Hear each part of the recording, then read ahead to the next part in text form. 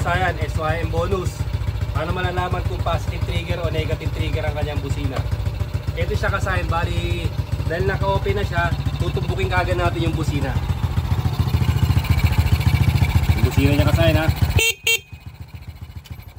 Napakasimple lang malaman kung positive trigger o negative trigger. Bubunutin lang natin tong itong dalawang wire ng ating busina. Tapos gagamit tayo ng test light o kahit anong ilaw, pwede yun. Kahit anong ilaw na available sa inyo.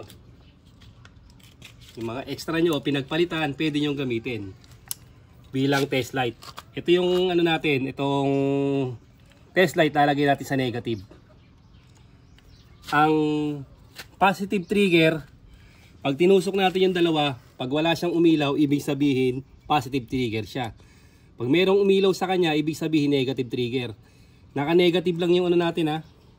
Yung ating test light, tas tutusukin na natin.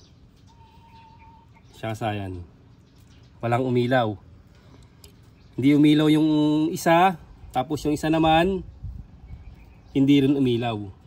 Ibig sabihin kasayan, ito ay positive trigger. Pero pag pinindot natin yung busina, dapat iilaw siya. Kasayan na, pindutin natin yung busina.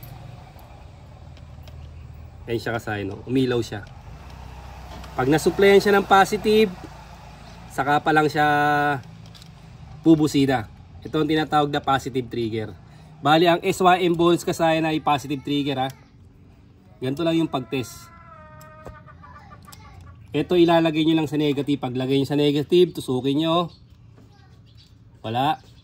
Isa pa. Wala pa rin. Ibig sabihin, positive trigger, mas madali maglagay ng horn with passing light at saka Nipro music. Susunod natin kasayan yung passing light, horn with passing light. Hanggang dito na lang mga kasayan. Salamat sa panonood.